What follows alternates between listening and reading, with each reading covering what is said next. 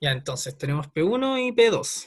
El P1, bueno, lo que tenemos que hacer es, o sea, lo relevante de esto que podría ocurrirles en el control quizás, es tener que hacer una transformación que hay que hacer con el problema, y es bastante ingenioso. Este problema es del año 2019, creo, otoño, para el curso de optimización matemática, del Optimiza que dan los DIM. En ese entonces yo era ayudante de ese ramo y, y nada, o sea, nadie sabía cómo resolver esto, porque el profe de ese entonces no les explicó cómo se resolvía.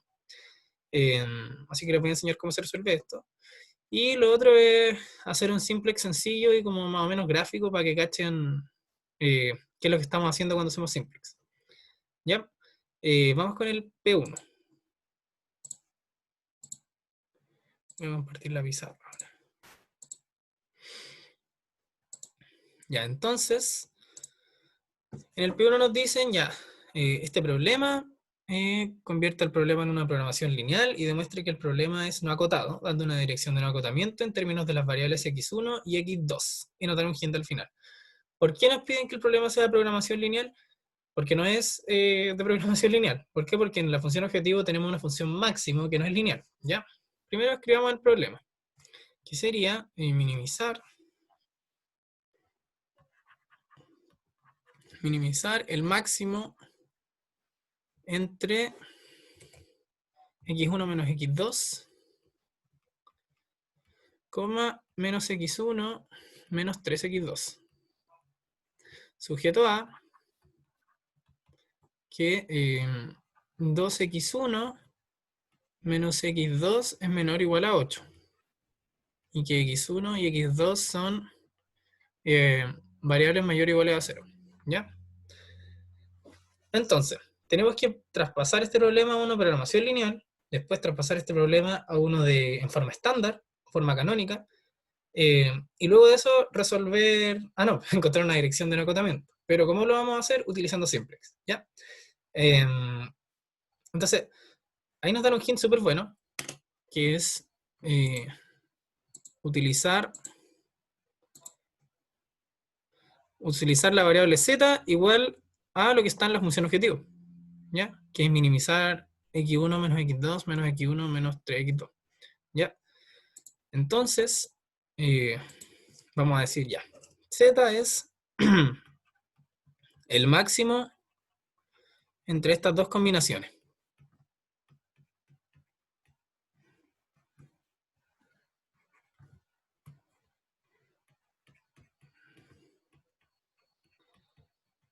¿Vale? Entonces, ¿cómo se induce a resolver este problema, que en el fondo es un problema equivalente al que tenemos? Como z es el máximo, nosotros sabemos que z es mayor o igual que x1 menos x2, y también tiene que ser mayor o igual que menos x1 menos 3x2, ¿vale? Eh, Eso sabemos sobre z. Entonces, lo que nosotros vamos a hacer ahora es meter z a este problema. Lo que vamos a hacer va a ser ahora minimizar z sujeto a que 2x1 menos x2 es menor o igual a 8. Y voy a bajar un poco. Y que, que x1 menos x2 menos z es menor o igual a 0, que es lo mismo que tenemos acá arriba, y que menos x1 menos 3x2 es menos z es menor o igual que 0 también. ¿Ya? Eh, ya. Y bueno, x1 y x2 son mayores o iguales a 0. Ya. Ojo acá. Nosotros no sabemos nada sobre la naturaleza de z. Z puede ser positivo o negativo, independiente que x1 o x2 sean estrictamente mayores o iguales, o sea, sean mayores o iguales a 0. Entonces, como no sabemos nada de z, no podemos saber la naturaleza de su variable. Por lo tanto, si queremos hacer el problema en forma estándar, tendríamos que hacer la transformación usual que usamos cuando tenemos variables que están irrestrictas. Déjenme cerrar el WhatsApp para que no me lleguen notificaciones.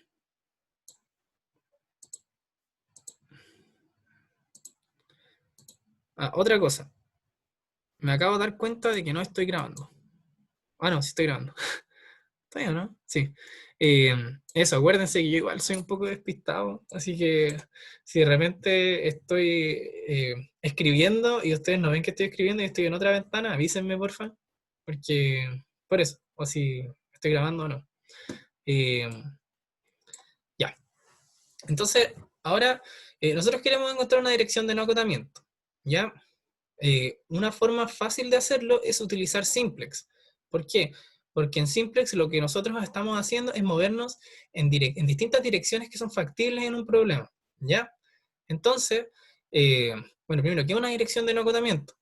Es cuando yo tengo una dirección, por ejemplo, si D, aquí vamos a hacer una parte, si D es una dirección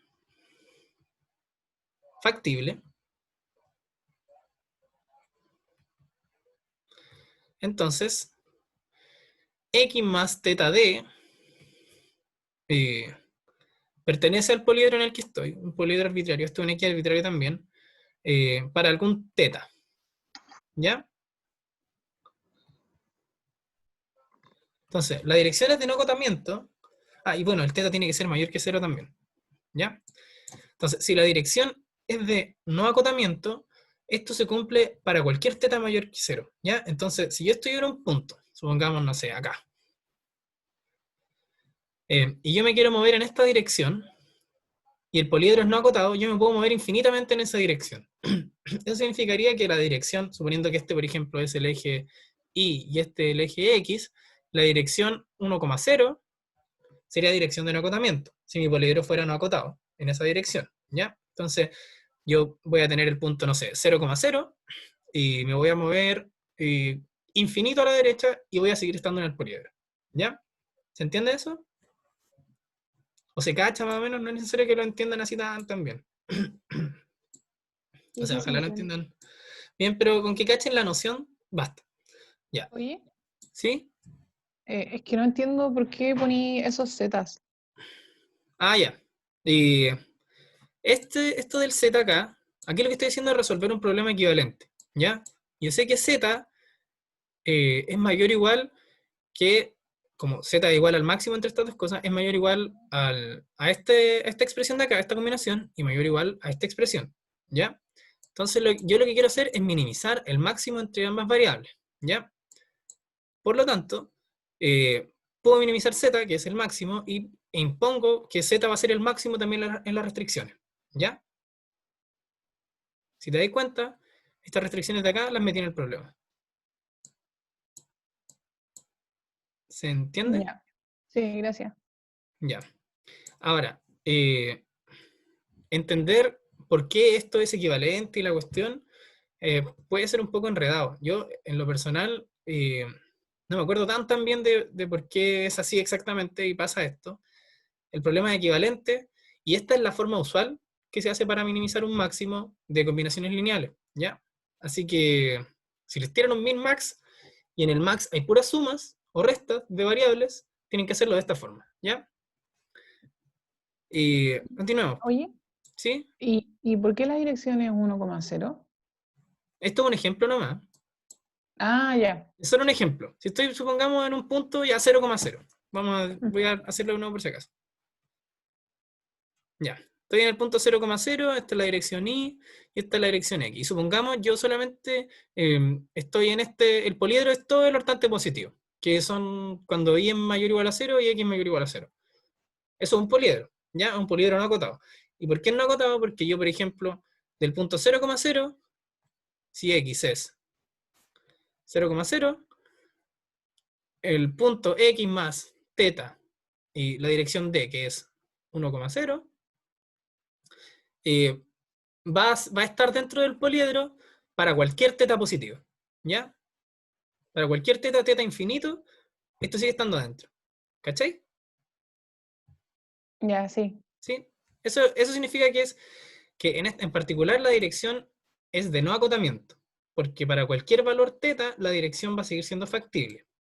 Ahora, pueden haber direcciones factibles que llegan hasta algún teta, ¿ya? Hasta un teta en específico.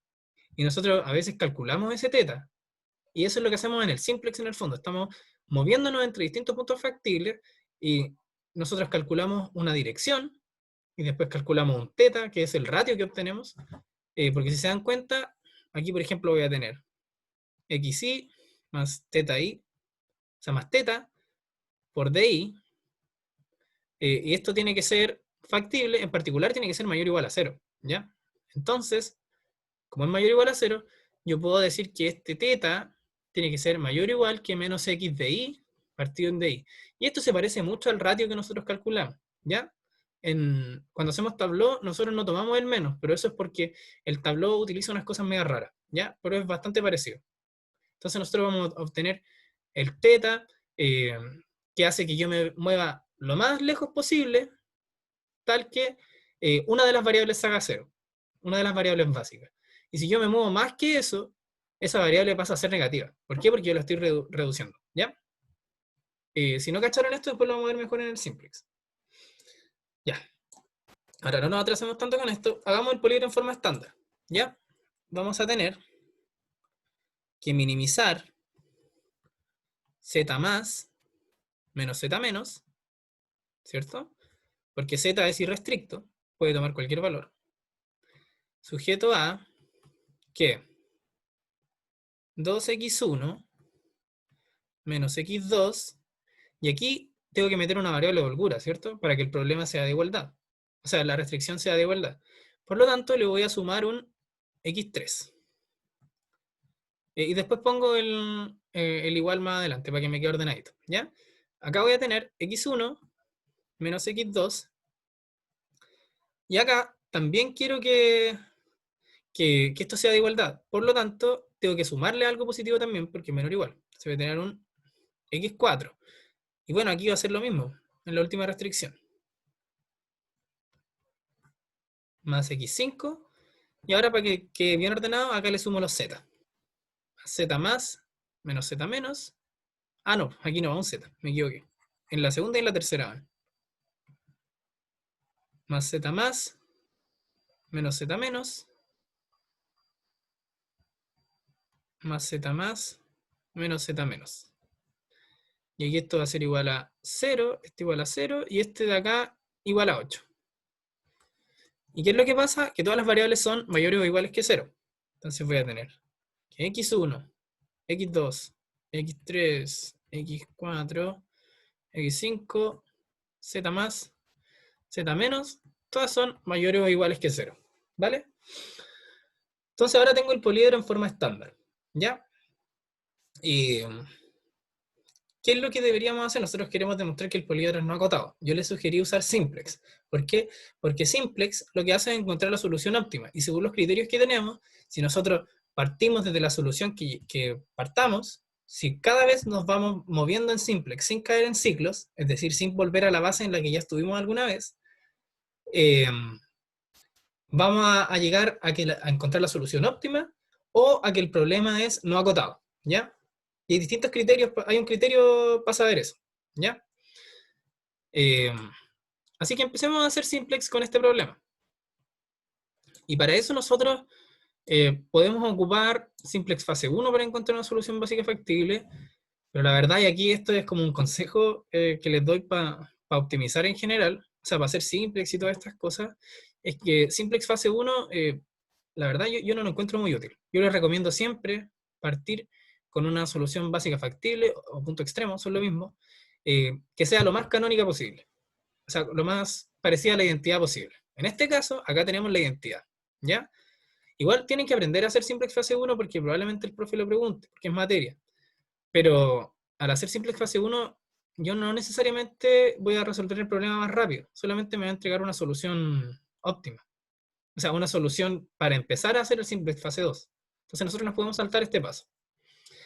Entonces vamos a partir con la base que se forma con las variables de holgura. ¿Y qué es lo bueno? Si partimos con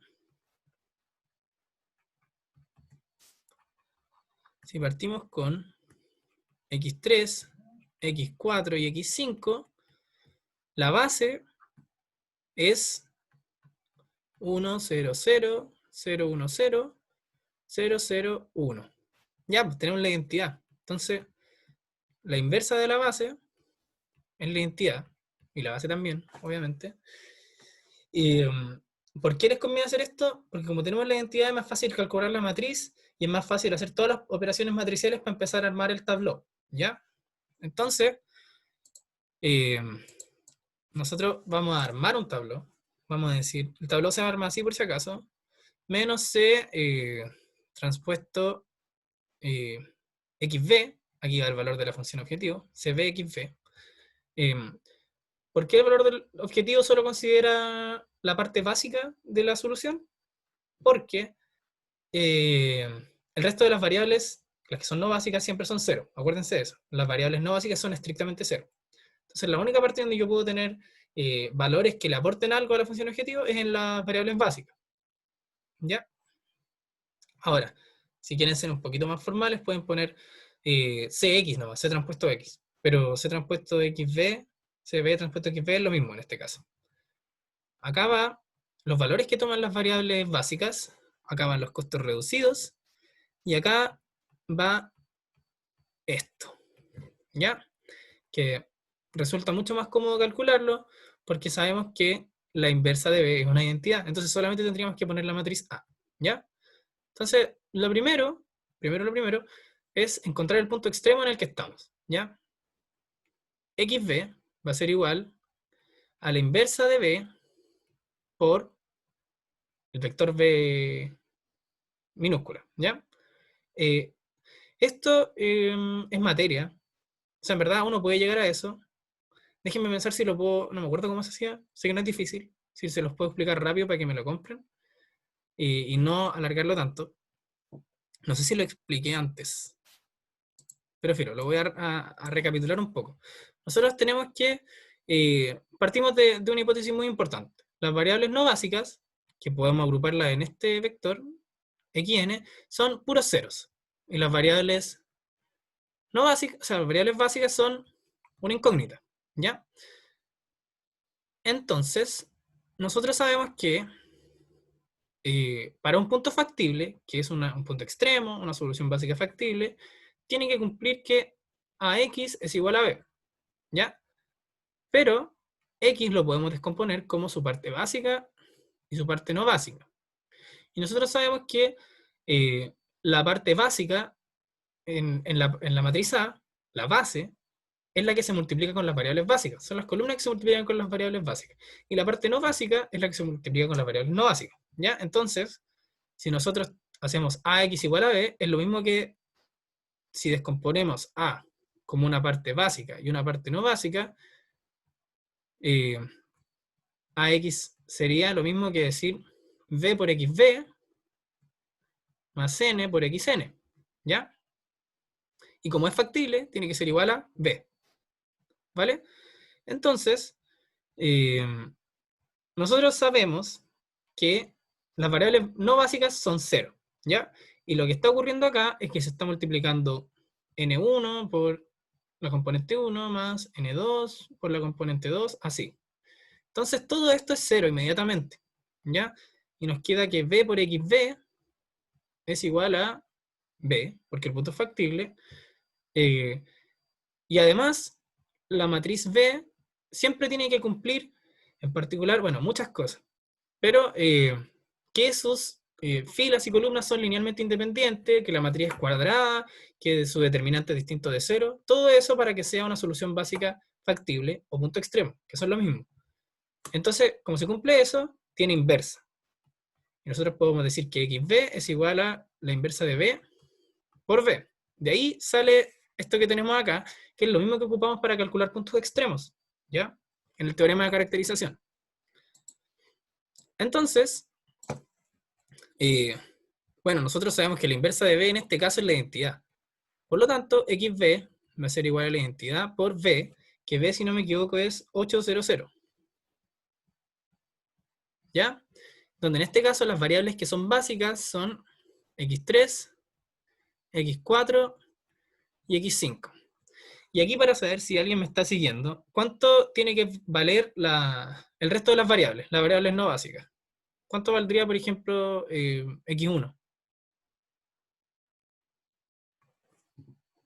¿Cero? 0. Ya, bien. ¿Y el resto de las variables no básicas? ¿Cero también? Todo cero, ¿cierto? Ya no me acuerdo cuántos son. Puro cero. Ya. Entonces, tenemos eso.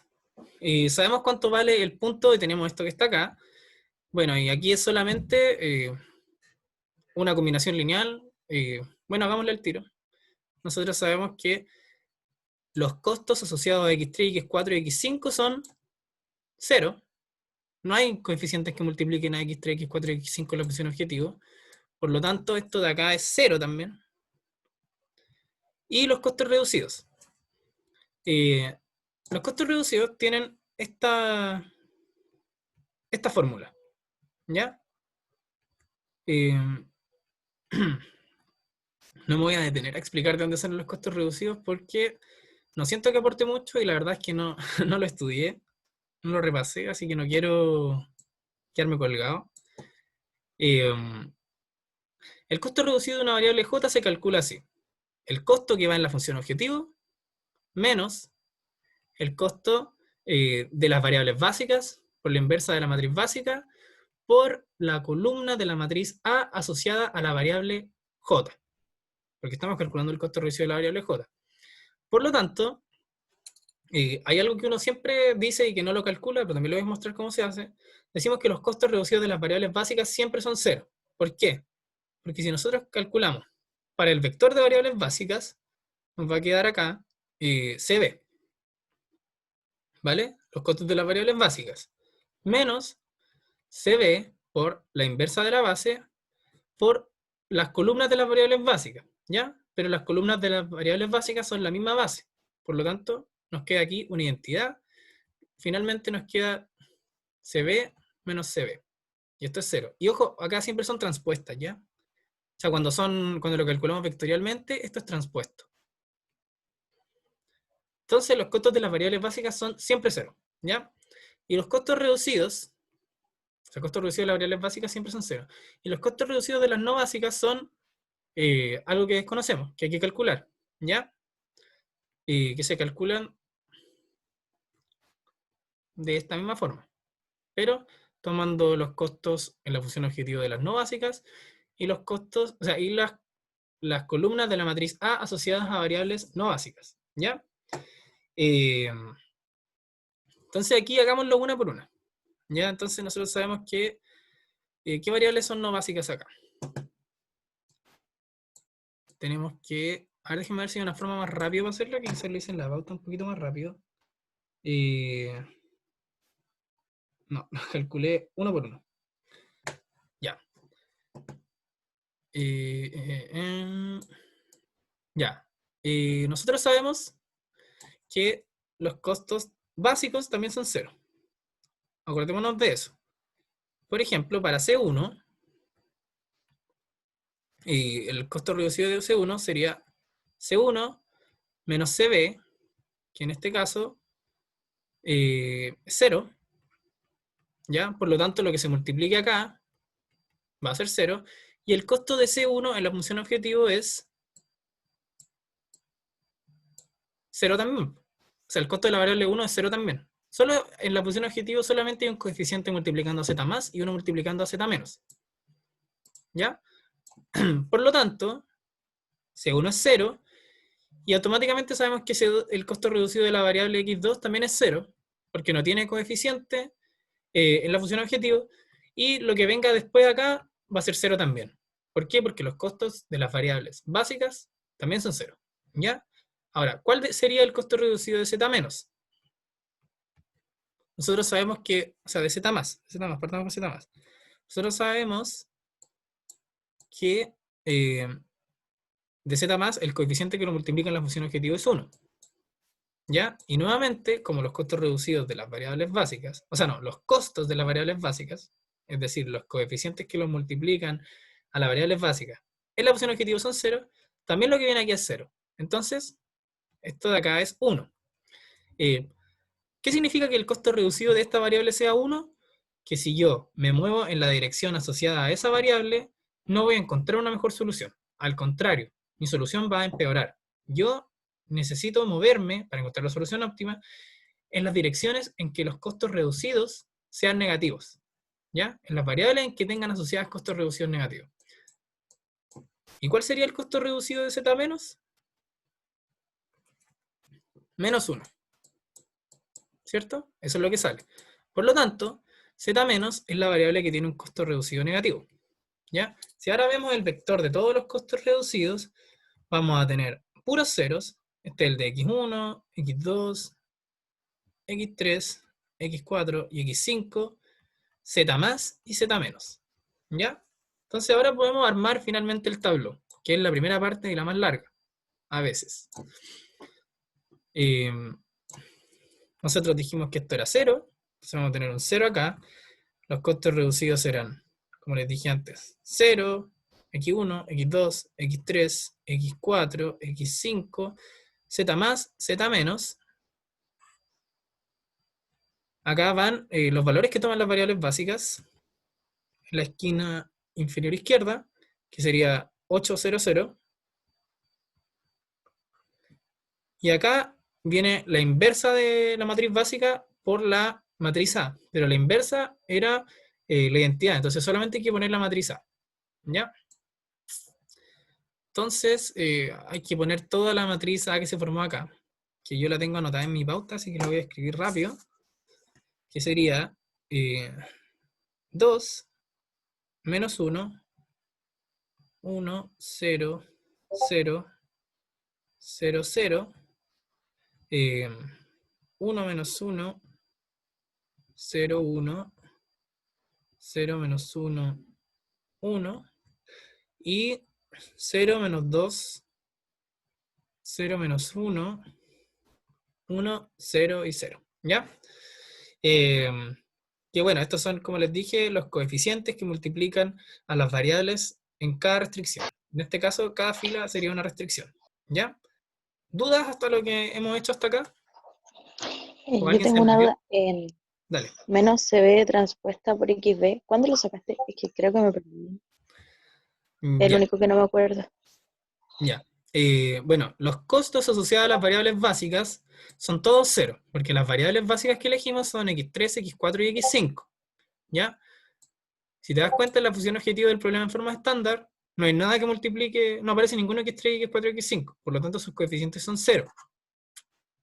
Entonces, 0 por cualquier cosa va a ser 0. Igual nosotros habíamos multiplicado, o sea, calculado xb, que era 800. ¿Ya? Pero por eso esto de acá es 0. ¿Cachaste? Sí, gracias. De nada. ¿Más dudas? Diego, yo tengo una duda, que Dale, José. en la matriz del tablero, ¿Ya?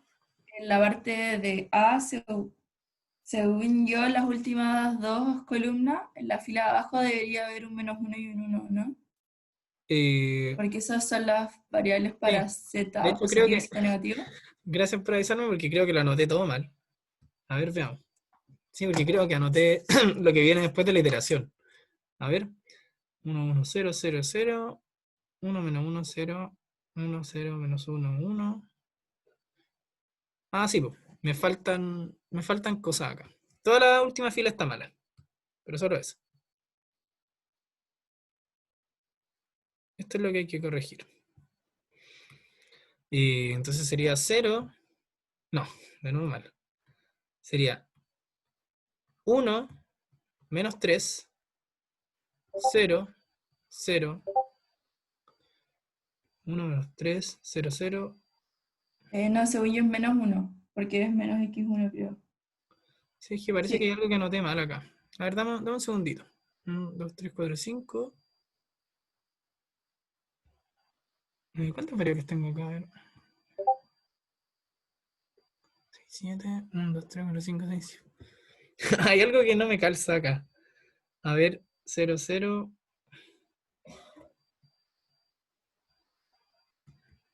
Dame un sec.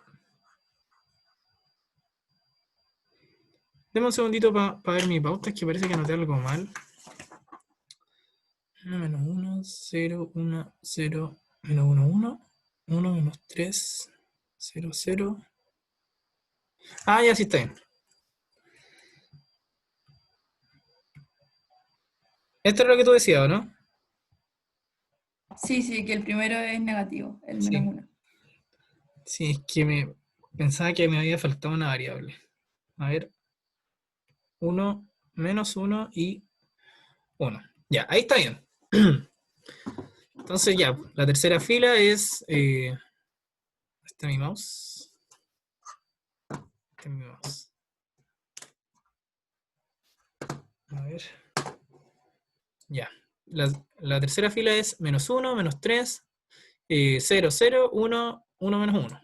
Entonces, menos 1, 3, 0, 0, 1, menos 1, 1. Ya.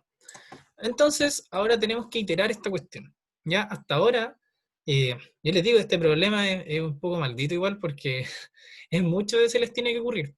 Pero si eventualmente les preguntaran algo así durante el control, si les piden una dirección de no acotamiento, una forma de llegar a esa dirección siempre es hacer simplex, ¿ya? ¿Qué es lo fome? Que esto puede salir muy largo. Si ustedes eligen una base muy mala, se van a demorar mucho, ¿ya? Entonces lo ideal es encontrar al tiro una buena, eh, o por lo menos encontrar una que les permita armar rápido el tablón, ¿ya? Porque en este caso nos ahorramos sumar muchas, o sea, multiplicar muchas matrices, ¿ya? Llegamos y armamos el tablón. Si hubiéramos tenido que calcular la inversa de una matriz, hubiéramos estado todo el rato multiplicando matrices y hubiera sido una lata, ¿ya?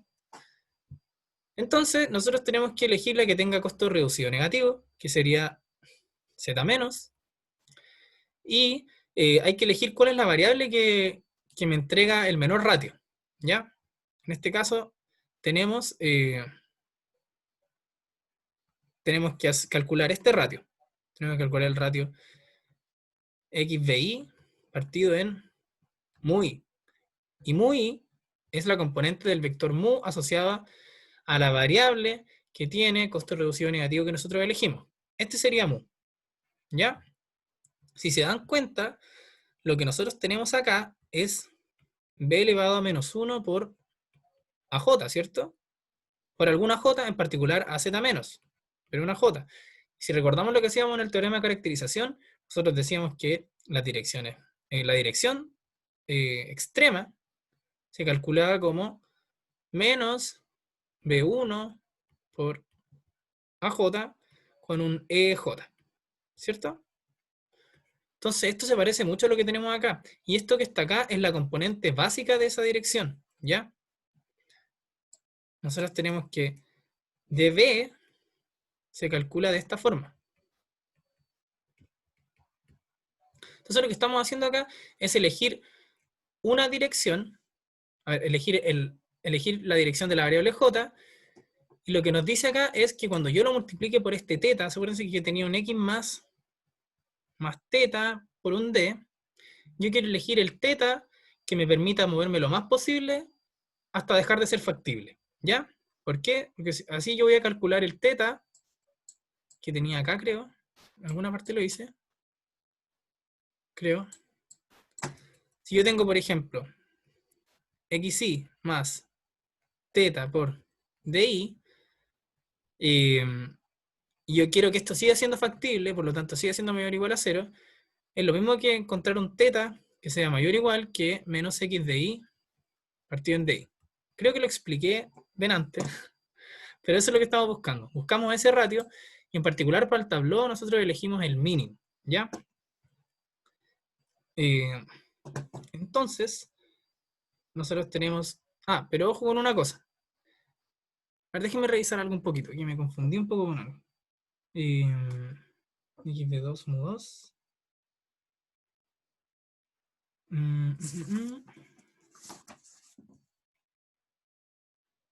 Ah, ya me acordé por qué. Creo. A ver. Vamos.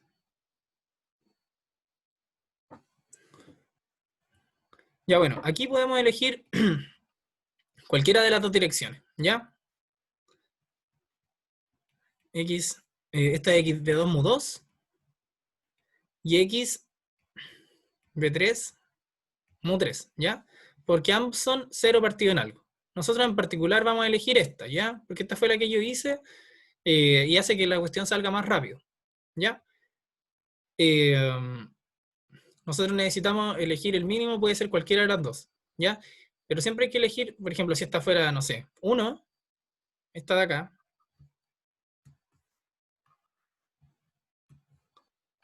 fuera 1, nosotros estrictamente tendríamos que elegir este pivote.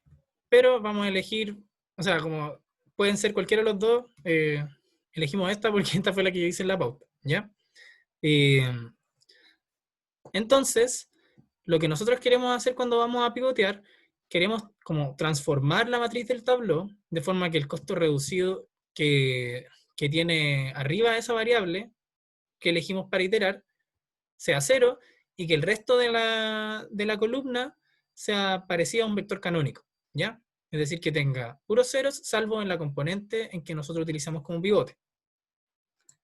Por lo tanto, y aquí voy a continuar por acá, lo que nosotros vamos a querer hacer es sumar esta columna hacia arriba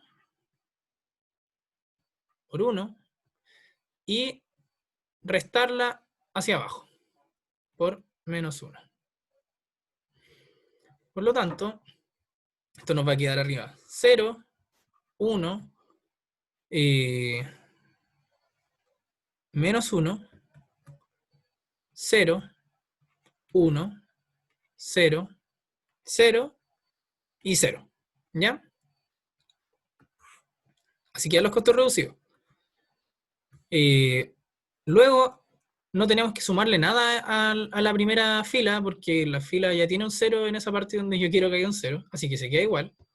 Va a quedar como 8, 2, menos 1, 1, 0, 0, 0 y 0. Y a la última queremos restarle esa fila, ¿ya? Entonces nos va a quedar esta de acá como 1, 0, menos 4, 0, 1, 1, menos 1 y 1. Y aquí esto se queda igual, porque ya tenemos el 1. Si tuviéramos un 3, por ejemplo, tendríamos que todo esto dividirlo por 3. 0, 1, menos 1, 0, 1, 0, menos 1 y 1. ¿Ya? Creo que me quedó un poquito desordenada. Esto va acá, este va con esta, estos van acá juntos, así es. Y voy a corregirlo.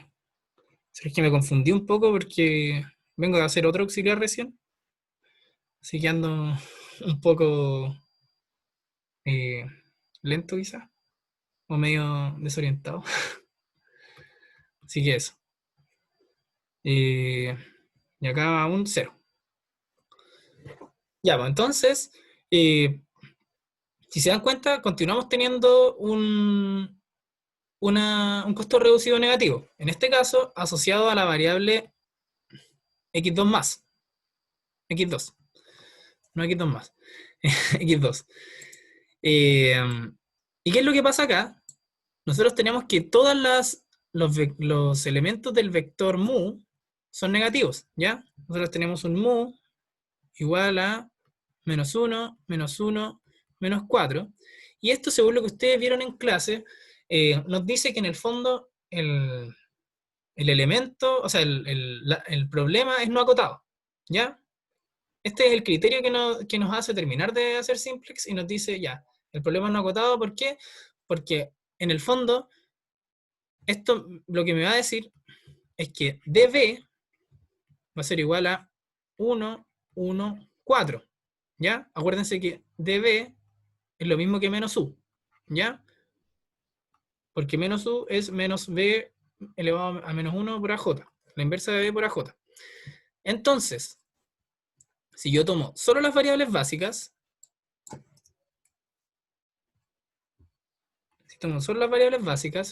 y le sumo un teta positivo por un db, esto va a continuar siendo factible para cualquier teta, ¿ya? ¿Por qué? Porque en particular los xb son mayores o iguales que 0, pero si yo le sumo algo positivo, siempre va a continuar siendo mayor o igual que 0. Entonces, no hay como alguna forma de que yo deje de ser factible o haga alguna de las variables básicas 0, ¿ya? No puedo como reducirla a ser 0 y que en el fondo se transforme en una variable no básica, para meter otra variable que era no básica a la base. Esto es un poco enredado, quizás no lo expliqué bien, pero ¿se entendió algo? ¿Al menos la idea? ¿Alguien cachó? Al menos, Sí, ¿por qué no acotado? Eso es lo que me por interesa que ejemplo, entiendan. si yo tengo que sacar los teta en un dado un mu, yo no tengo que considerarlos como los mu negativos, ¿o no? Dentro del Claro, vector. porque esos mu, lo que me dicen es que en ese punto, en esa variable, en la dirección de esa variable, yo solo me puedo mover, solamente puedo hacer crecer esa componente del vector de la variable básica, ¿ya? En este Ah, ya, caso, ya. este sería x3, creo. Entonces, para la dirección asociada a x2, eh, yo solamente puedo hacer crecer x3, en particular x3. También solamente puedo hacer crecer x4 y la variable por la que permuté, que era xz. x3, x5 y z. Z menos, ¿ya? Pues como que me perdí un poco, pero tengo la idea ahí y quiero que la entiendan. En el fondo, si todos son negativos, en el mu, la dirección básica van a ser todos positivos, ¿ya? Entonces yo solamente voy a poder hacer crecer las variables que son básicas. Si solamente las puedo hacer crecer, no voy a poder como intercambiar una variable básica por una no básica, que eso en el fondo es lo que me hace cambiar de punto extremo, ¿ya? Yo lo que quiero hacer en simplex es encontrar una nueva base a través de moverme en la dirección de una variable no básica, ¿ya? Entonces lo que quiero hacer es encontrar ese teta crítico que me convierte una de las variables básicas en 0 y automáticamente se convierte en una variable no básica y la que era básica creció. ¿Por qué? Porque nosotros cuando definimos la dirección dijimos que iba a ser menos b por aj y un vector canónico con dirección j. Entonces siempre hubo un 1 acá. Entonces ese teta positivo, yo lo que tenía era x teta, xj más teta, ¿ya? Entonces esa variable j que era no básica, ahora le sumé un teta positivo. Parece que teta es estrictamente mayor que 0. Por lo tanto, se hizo positiva, y si una variable es positiva, en un poliedro en forma estándar, necesariamente esa variable es básica, ¿ya? Si las variables son mayores estrictas que 0, acuérdense que no pueden ser negativas, pero son mayores estrictas que 0, siempre son básicas. Si son 0, pueden ser no básicas o básicas, ¿ya? Puede ocurrir que una variable básica sea 0. Nosotros sabemos que las variables que son positivas son sí o sí básicas y las que son no básicas sí o sí son 0, ¿ya? Eso, espero que haya quedado un poco claro, al menos. Eh, A mí me quedó otra duda. Dale, dime nomás. Que en el, cierto que uno mete como z menos a la base, Claro, aquí eso no también. que no me debería quedar como un vector canónico entonces en el último, la última columna. Toda la razón, es que yo sumé mal acá. Tenía que restar esto un menos 1. Aquí me queda un 0. De hecho, aquí Ah, esto ya, parece que lo ya, sumé sí, buena. mal de nuevo. Aquí también es un 0. Sí, es que me confundí un poco con. De hecho, en una parte dije x2 más, porque el otro problema que estaba resolviendo también era de simplex. Y había un x2 más y un x2 menos. Así que sorry por eso. Eh, ¿Cachai? Aquí nos queda 1, 0, 0, 0, 1, 0 y 0, 0, 1. Entonces las variables que son básicas son x3, x5 y z menos. Y que, por ejemplo, z más me quede también como un vector canónico, no tiene nada, como es pura coincidencia, ¿no? Lo que quiere decir acá, bueno, el z no es un vector canónico porque tiene un menos 1, pero igual se puede como transformar. Pero si te das cuenta, esto tiene costo reducido 0 también. Ah, ya. Eh, y de hecho, no tiene costo reducido 0 porque también lo escaloné mal. Esto es un menos 1. ¿Ya? No, pero esto no quiere decir nada, ¿ya? Pero si hubiera sido 0, si esto hubiese sido 0, independiente de lo que hay acá, si esto hubiese sido 0, significa que la solución básica factible o punto extremo en el que me encuentro es degenerada, ¿ya? ¿Qué quiere decir eso? Que este mismo valor yo lo puedo escribir con una base distinta. Podría haber, por ejemplo, intercambiado el z más por el x3 quizás o el x5, ¿ya? Y me van a entregar el mismo punto. Geométricamente, esto quiere decir que en un punto extremo, por ejemplo, si estoy en R2, se intersectan 3 rectas en vez de 2. Entonces yo lo puedo representar de tres formas. Ya, entonces, Ya, cacho. Y lo último, te lo juro, dale nomás, si no hay en problema. el costo reducido del Z más también me quedó un negativo. Como, En el eso no costo reducido, significaría que también me podría como mover por ahí. toda la razón, te puedes mover por ahí, pero si te das cuenta, tenemos el mismo También, criterio. Si yo encuentro, aquí si te das cuenta, son todos cero o negativos. Yo para poder iterar necesito que en el vector mu haya alguno que sea positivo. Eso significa que en el db, la dirección básica, va a haber alguno que va a ser negativo, por lo tanto yo puedo decrecer el valor que tiene una variable básica. ¿Cachai? Porque lo que yo quiero es ya, hacerla cero. sí, cacho, bacán. Ya, Gracias. bueno, de nada. Entonces, ya teniendo esto, ahora tenemos que encontrar una dirección de no acotamiento. ¿Ya? Para el problema original. Nosotros sabemos que db es 114, y cuando queremos hacer d, nosotros queremos poner todas las direcciones asociadas a todas las variables. Entonces, nosotros lo que hacíamos era separarlo en una parte de direcciones básicas y una de direcciones no básicas. Entonces, si yo me quiero mover en la dirección de j, de la variable j, la variable no básica j, que en este caso sería x2, voy a tener que esto va a ser en el fondo db y e2, ¿ya? Esta notación está mala, no la pesquen tanto. Lo importante es que aquí van todos los valores de las variables básicas en la componente del vector d asociada a su base, y que esto tiene un 1 en la componente 2, ¿ya? Por lo tanto, si x1 era no básica, va a tener un 0, ¿ya? Luego, la componente x2 está contenida en este vector canónico, entonces va a ser 1, ¿ya? Así se definían las direcciones básicas, o sea, direcciones extremas. Luego, x3 era variable básica, por lo tanto, tiene una componente de este vector, en particular la primera componente. ¿Por qué? Porque, ¿cómo sabemos cómo están escalonadas las cosas?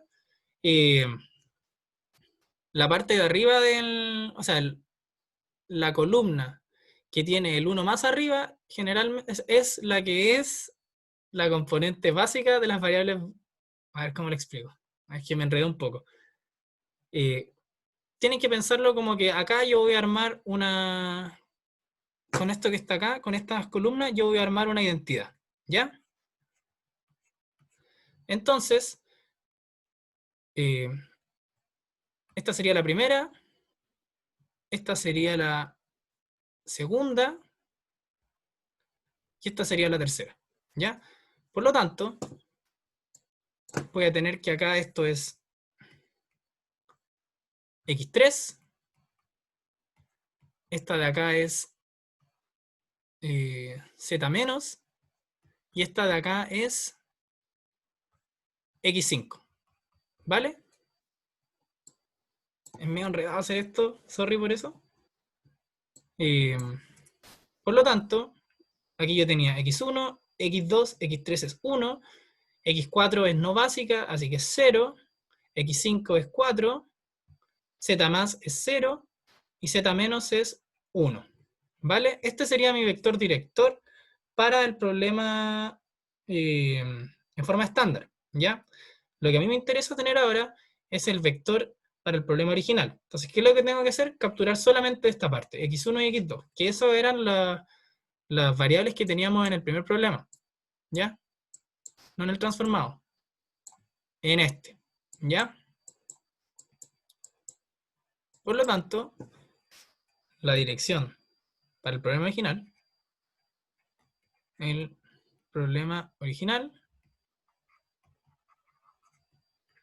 va a ser d igual 0, 1. Y déjenme concluir, y si alguien quedó con dudas, lo explico todo de nuevo, ¿ya? ¿Qué quiere decir eso? Que yo voy a tener x1 más θ por 0, y x2 más teta, lo que en el fondo es x1 y x2 más teta, y que yo puedo hacer crecer teta infinitamente, y voy a seguir siendo factible, ¿ya? ¿Por qué? Porque encontramos una dirección extrema que es de no acotamiento. ¿Cómo lo vemos en el problema original? Yo puedo como imaginarme que x1 va a ser una constante y x2 va a ser infinito, ¿ya? Y eso siempre va a ser factible. Veámoslo en las restricciones. Acá. Si x1 lo dejo constante y x2 es infinito, sigue cumpliendo la restricción, ¿cierto? Y x1 es positivo y x2 también es positivo. Por lo tanto, va a continuar siendo factible para ese x2 infinito, y ese x2 infinito es lo que me hace que el máximo que pueda encontrar acá sea mínimo. ¿Por qué? Porque si x2 se va a infinito, esto se va a menos infinito, porque x2 decrece infinitamente, y acá también x2 decrece infinitamente. Por lo tanto, si yo quiero minimizar esto, nunca voy a encontrar la solución, porque el x2 yo lo puedo hacer decrecer infinitamente, y siempre voy a encontrar un mejor valor. ¿Se entendió eso? ¿Lo último? Si nadie responde, igual voy a hacer la recapitulación. O sea, si alguien responde. Así que díganlo nomás, si quieren. Sí, se entendió. Ya, vale, José. Yo creo que acá quizás me empecé a perder un poco desde que me confundí con el problema del auxiliar anterior. Eh, lo relevante, y donde es como el punto como crítico de esto, es que nosotros encontramos un costo reducido que tiene todas sus componentes negativas. También podríamos haber utilizado este, pero utilizamos este de acá, porque tienen que ser negativas o cero. Nosotros necesitamos que los valores mu, los valores del vector u sean estrictamente positivos, ¿ya?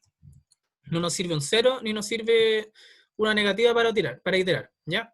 Entonces, acá son todos negativos. ¿Ya qué quiere decir eso? Que el vector db, el vector de dirección de las variables básicas, me dice que para esta variable que me entrega una mejor solución, ¿por qué? Porque su costo reducido es negativo, yo me puedo mover infinitamente, ¿ya? Entonces, como me puedo mover infinitamente y voy a seguir encontrando una mejor solución, nunca voy a terminar de ir en esa dirección, ¿cachai? Siempre voy a moverme para allá. Entonces no vale la pena seguir iterando. Ahí se acaba y se concluye que el problema es no acotado, ¿ya? ¿Por qué? Porque la dirección va a seguir siendo factible, porque mis xb son todos mayores o iguales a 0, y acá les estoy sumando algo positivo. Entonces van a seguir siendo mayores o iguales que 0, ¿ya? Y eso. Después puedo volver a armar el vector de direcciones, que se arma según el criterio que nosotros utilizamos para el teorema de caracterización, que era menos b a la inversa de b por EJ, cuando yo me quiero mover en la dirección de una variable J. Y lo que nosotros tenemos acá es el menos b, es el b, la inversa de b por AJ. Nosotros le ponemos un menos y nos quedan todos esos vectores, todos esos elementos. Y el resto es poner puros ceros y un 1 en la componente J, ¿ya? Entonces después nosotros capturamos solamente lo que nos sirve del problema original y lo verificamos en él, ¿cachai? Lo verificamos en las restricciones. Nosotros aquí obtuvimos que la dirección de no acotamiento nos decía que en la dirección 0 y 1, las componentes 0 y 1 eran de no acotamiento. O sea, no, me confundí ahí.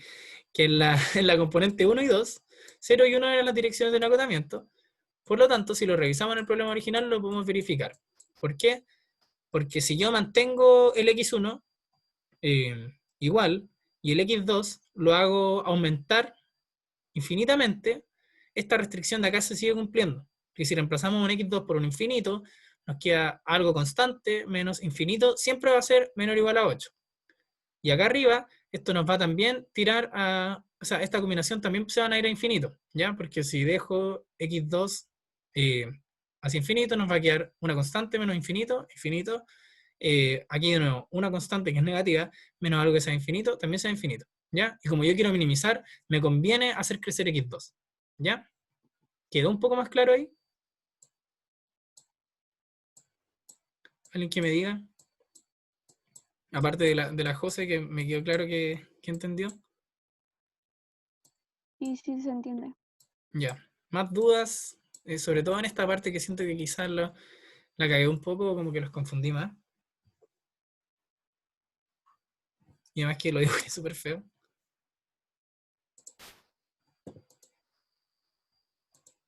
Ya bueno. Bueno, y en virtud del tiempo, no alcanzamos a hacer la segunda parte, que era hacer un simplex, eh, que sale súper fácil. Bueno, era para mostrarles cómo nos movíamos en R2 en distintos puntos extremos. Así que yo creo que lo voy a incluir en la pauta nomás, no creo que lo grabe porque no es algo que a mi juicio sea que los vaya a complicar tanto. Eh, Así que eso. Eh, si alguien tiene dudas que las haga, dudas finales, o lo dejamos hasta acá. A la una, a las dos. ¿No? Ya, chiques, entonces. Que estén bien y nos vemos probablemente antes del control cuando haya, que probablemente hagamos un auxiliar extra o no sé, uno no sabe lo que va a pasar en verdad. Así que eso, que estén bien. Chau, Chao, gracias. Chao, gracias. chau. Adiós.